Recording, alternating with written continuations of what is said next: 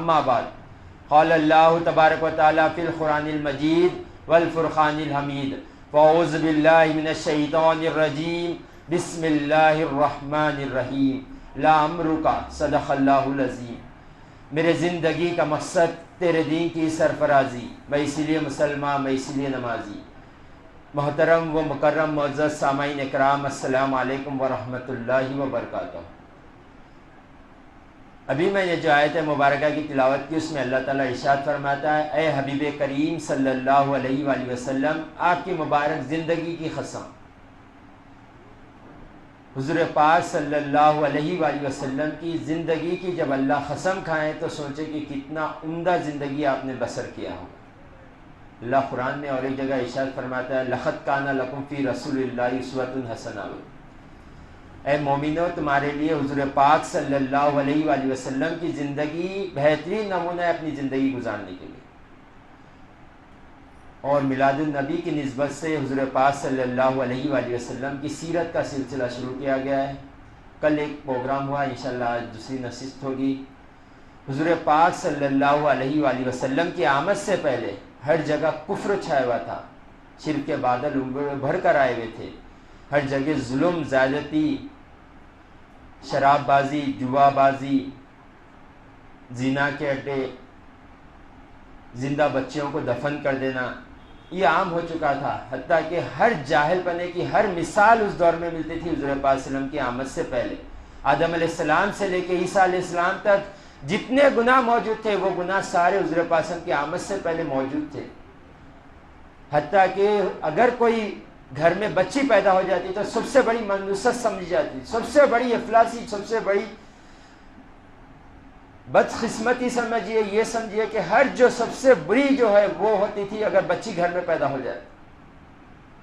یہ عالم تھا جاہلت کا۔ حضور پاک صلی اللہ علیہ وآلہ وسلم کی آمد سے پہلے اگر کسی کے گھر میں بچی پیدا ہو جاتی تو اسے زندہ دفن کر دیا جاتا۔ حضور پاک صلی اللہ علیہ وآلہ وسلم کی جب آمد ہوئی تو کئی صحابہ نے اپنی زبان سے اپنے حال سنائے، داہیہ قلبی بول کر۔ بہت بڑے جلیل و قدر صحابی تھے۔ آپ کی خوبصورتی کا یہ عالم ہے کہ جبریل علیہ السلام فرشتے، جو فرشتوں کے سردار ہیں، مال اعلیٰ کے سردار فرشتے ہیں آپ، مگر جب کبھی انسان کی شکل میں آنا ہے تو آپ کی شکل لے کر آتے تھے، اتنے خوبصورت۔ ایک مرتبہ حضور پاک صلی اللہ علیہ وآلہ وسلم کی بارگاہ میں حاضر ہوئے اور کہا، یا رسول اللہ میں اسلام قبول کرنا چاہتا ہوں۔ حضور پاک صلی اللہ علیہ وآلہ وسلم نے کلمہ پڑھایا اور کلمہ پڑھتے ہی آپ کے آنکھوں سے زار و خطر آنسو جاری ہو گئے۔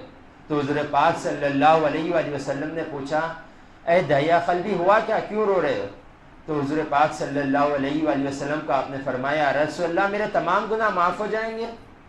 تو حضور پاک صلی اللہ علیہ وآلہ وسلم نے ارشاد فرمایا، ہاں اللہ بڑا بخشنے والا ہے، بڑا ضرور تمہیں معاف کر دے گا۔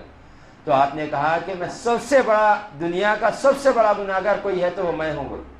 تو حضور پاک نے فرمایا، ایسا کیا گناہ تم نے کر دیا؟ تو آپ اپنے ہاتھ اٹھا کر بتائیں، یا رسول اللہ ان ہاتھوں سے میں نے 70 بچیوں کو دفن کیا زندہ ہوئی۔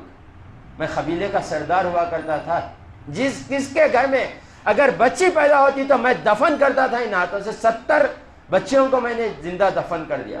حضور پاک صلی اللہ علیہ وآلہ وسلم نے جیسے ہی یہ سنا آنکھ سے آنسو جاری ہو گئے حضور پاس۔ اتنے میں جبریل علیہ السلام حاضر ہوئے اور کہا، یا رسول اللہ آپ داہیہ قلبی سے فرما دیجئے کہ اللہ نے انہیں معاف فرما دیا۔ تو حضور پاک صلی اللہ علیہ وسلم اور زار و خطا رونے لگے، اے اللہ تیری رحمت کے صدقے جاؤں، ایک بار جو کلمہ پڑھ لے تو 70 خونوں کو بھی تو معاف فرما دیتا ہے۔ جو میرا امتی دن بھر کلمہ طیبہ کا ورد کرے اس کا کیا عالم ہوگا؟ تو اللہ کی بڑی بخشش ہے۔ آج عورتیں یہ کہتے ہیں کہ اسلام ہمارے پیروں کی زنجیر ہے،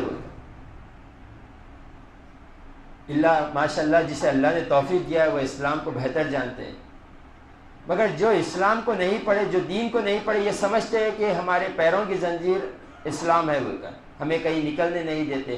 اے نکلنے تو دور کی بات ہے، آپ کو پہلے لوگ جوانی کی عمر تک پہنچنے نہیں دیتے۔ ایک صحابی حضور پاک صلی اللہ علیہ وآلہ وسلم کی بارگاہ میں حاضر ہوئے، وہ ہمیشہ یہ ایک کیفیت میں ہوا کرتے تھے، غم زدہ ہوا کرتے تھے تو پوچھا گیا کہ کیوں غمزدہ رہتے ہیں آپ، ہر ہمیشہ غمزدہ ہوتے ہو؟ صحابہ نے پوچھا یہ اس کی وجہ کیا ہے؟ تو آپ نے فرمایا میں دور جاہلیت میں ایک ایسا کام کرا ہوں جب بھی مجھے یاد آتا تو میرے آنکھ سے آنسو آ جاتے۔ تو پوچھا کیا آپ نے؟ تو مجھے جتنے بچیاں مجھے پیدا ہوئے، مجھے تمام بچیاں پیدا ہوئے، میں نے ہر کسی کو زندہ دفن کر دیا۔ ایک مرتبہ جب میری بیوی حاملہ تھی تو مجھے سفر کے لیے جانا تھا، تو میں سفر کے لیے چلے گیا، تو کئی سال کے بعد پلٹ کر آیا۔ تو اپنی بیوی سے پوچھا بتاؤ اب کہ لڑکی ہوا ہے لڑکا؟ بیوی نے رات کا وقت تھا، کہا سب خیر ہے، سو گئے۔ جب صبح یہ صحابی اٹھے تو دیکھا کہ آنگن میں بچی کھیل رہی، تو پوچھا یہ کس کی بچی ہے؟ تو کہا کہ آخری مجھے بچی ہوئی بول کے مجھے یہ آپ کی ہی بیٹی ہے۔ تو حضور پاک صلی اللہ علیہ وسلم سنتے ہیں تو وہ کہتے ہیں کہ یا رسول اللہ میں اسی حال میں ان کو لے کر گیا، وہ بچی کو میرے آنگن میں کھیل رہی تھی، مجھے بابا کہہ کر پکار رہی تھی، میں اسی حال میں وہ بچی کو لے کر گیا، جنگل میں گیا اور ایک گڑھا کھودا تو جب میں گڑھا کھودتا میرے پیشانی پہ پسینہ آتا تو بچی ننھی بچی اپنے کپڑے دامن سے میرے پسینہ پہنچتی، میرے داڑھی پر اگر مٹھی گر جاتی تو وہ مٹھی پہنچتی۔ میں اتنا ظالم ہو گیا تھا، وہی حالت میں وہ بچی کو دفن کر کر آ گیا۔ جب بھی مجھے یہ یاد آتا تو میں روتا۔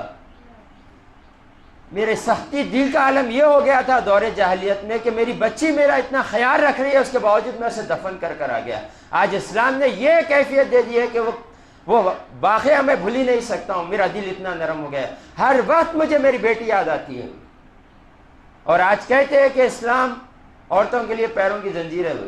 اے حضور پاک صلی اللہ علیہ وآلہ وسلم کی آمد سے پہلے کوئی بچی کو بالغ ہونے ہی نہیں دیتے تھے، زندہ دفن کر دیا جاتا تھا۔ حضور پاک صلی اللہ علیہ وآلہ وسلم جب تشریف لائے اور جب آپ کو بی بی فاطمہ خاتون جنت رضی اللہ تعالیٰ عنہ جب پیدا ہوئے تو آپ نے کہا اے ظالمو تم یہ سمجھتے ہو کہ بچی افلاس ہوتی ہے، بچی منوس ہوتی ہے؟ سن لو یہ فاطمہ میرے جگر کا ٹکڑا ہے۔ عزت اسلام نے دی عورت کو، ورنہ عورت کا مقام کیا تھا؟ حضور پاک صلی اللہ علیہ وآلہ وسلم نے جسے بیٹی تھی اسے خوشخبری بھی دی، فرمایا اگر کسی کو 2 بیٹی ہو جائیں اور اس کی اچھی تربیت کرے اور اس کی شادی کرے تو جنت میں ایسے ہوگا جیسے 2 انگلیاں آپس میں ہوتے ہیں، میرے پڑوسی ہوگا۔ یہ فضیلت حضور نے عطا فرما دی۔ تمہیں بچی ہو گئی خوشیاں مناؤ، کل تم جنت میں میرے پڑوس ہوں گے، تم اس کی اچھی تربیت کر دو۔ یہ مقام حضور نے دیا مسلمان۔ آج یہ سمجھتے ہیں کہ اسلام پیروں کی زنجیر ہے، سمجھتے ہیں۔ آپ تاریخ اٹھا کر دیکھیں دل دہل جائیں جیسے واقعات ہے۔ عورت سمجھتی ہے کہ عورت کے اوپر ظلم کیا جاتا ہے اسلام میں۔ آپ تاریخ اٹھا کر دیکھیں جب شوہر کا انتقال ہو جاتا تو بیوی بیٹوں کے حصے میں وراثت آتی اور اس سے نکاح کیا جاتا تھا، ماں سے نکاح کیا جاتا تھا۔ یہ ظلم تھا عورت کے اوپر، اسلام نے اسے سربلندی دی۔ حضور پاک صلی اللہ علیہ وآلہ وسلم نے فرمایا ماں کی عزت کیا کرو کیونکہ ماں کے قدموں کے نیچے جنت ہے۔ یہ عورت کا مقام کس نے دیا؟ نبی کریم صلی اللہ علیہ وسلم نے دیا۔ اپنے بیویوں کے ساتھ حسن سلوک کیا کرو، یہ تمہاری ڈھال ہے بول تجھے، ان کی وجہ سے اللہ نے آپ کو آدھا اسلام تحفے تن دیا ہے بول۔ یہ اسلام کی تعلیمات ہے۔ اپنی بہن کی قدر کیا کرو، یہ تمہاری شان ہوا کرتی ہے بول۔ آج ہم کیا کر رہے ہیں اسلام میں؟ ہم نہ اپنے ماں باپ کی قدر کر رہے ہیں، نہ اپنے بہن بھائی کی قدر کر رہے ہیں، نہ اپنے بیوی کی عزت کر رہے ہیں۔ کیوں؟ کیونکہ ہم تعلیمات سے دور ہو گئے۔ آج مسلمان ہی نظر آتا ہے ماں باپ کو گالی دیتے ہوئے، ماں باپ کو مارتے ہوئے، ماں باپ کو گھر سے نکالتے ہوئے۔ مسلمان ہی نظر آتا ہے بہن کے حق مارتے ہوئے۔ یہ کہہ کر آج بہن کا حق مار دیا جا رہا ہے کہ تمہاری شادی کی ہے، تمہاری وراثت میں کوئی حصہ نہیں ہے۔ اتنا ظلم کیا جا رہا ہے۔ پڑوسی کو تکلیف ہم دیتے ہیں، بیوی کے ساتھ جو منہ کو آیا گفتگو ہم کرتے ہیں۔ حضور پاک صلی اللہ علیہ وآلہ وسلم کا رویہ دیکھے، کیسے آپ لوگوں نے زندگی گزاری، کیسے اپنی میریڈ لائف گزاری حضور پاک صلی اللہ علیہ وآلہ وسلم۔ بی بی عائشہ صدیقہ طاہرہ رضی اللہ تعالیٰ عنہ کبھی حضور پاک صلی اللہ علیہ وسلم بستر پہ نہیں دیکھتے تو بے چین ہو جاتے تھے، کہاں چلے گئے حضور پاک صلی اللہ علیہ وسلم۔ آج ہمارے گھروں کا عالم دیکھ، اگر شوہر گھر کو آ گیا تو عورت گھبرا جاتی ہے، پھر یہ کیا کہے گا، پھر کچھ کہے گا۔ جب یہ جاتا ہے گھر سے نکل جاتا ہے صبح کام کے لیے تو عورت سکون کی سانس لیتی ہے. یہ آج ہمارے گھر کا ماحول ہو گیا ہے. ہمیں تو چاہیے تھا کہ ہم گھر کو پہنچے تو بیوی ہمارا استقبال کرے, اس کو ہمیں دیکھ کر اس کے دل کو سکون پہنچے, ایسی ہم اخلاق اس کے ساتھ رکھتے. مگر آج ہم نے اپنے تعلیمات سے پورے ماحول کو بدل کر رکھ دیے. کوئی نان مسلم تو ہی کافر قرآن اور حدیث اٹھا کر نہیں پڑھتا, وہ آپ کے اخلاق کو پڑھتا ہے, اور جو آپ کردار پیش کریں گے وہی اسلام سمجھے گا. تو ہم نے کیا پیش کیا, ہمیں غور کرنا چاہیے. حضور پاک صلی اللہ علیہ وسلم نے کی تعلیمات کیا ہے, ہم کیا کر رہے ہیں, یہ غور کرنا چاہیے. آج جو کہا جا رہا ہے کہ اسلام میں عورت کو بہت زیادہ قید کر رکھا ہے, انہیں بتانا چاہیے کہ یہ قید تو کچھ نہیں ہے. حضور کے ازواج کو دیکھے کیسے زندگی گزاری, فرض حج کر گھر میں داخل ہوئے یہ کہہ کر حضور پاک کے ازواج کہ انشاءاللہ میرا جنازہ ہی گھر سے نکلے گا, اور اللہ نے یہ دعا قبول کی تھی, آپ کا جنازہ ہی گھر سے نکلا. پردہ ہمارے لیے اللہ کا فضل ہے, نہ کہ اس کا عذاب ہے. ہم یہ غور کریں, پردے کے پہلے حکمت جانے کتنی ہے.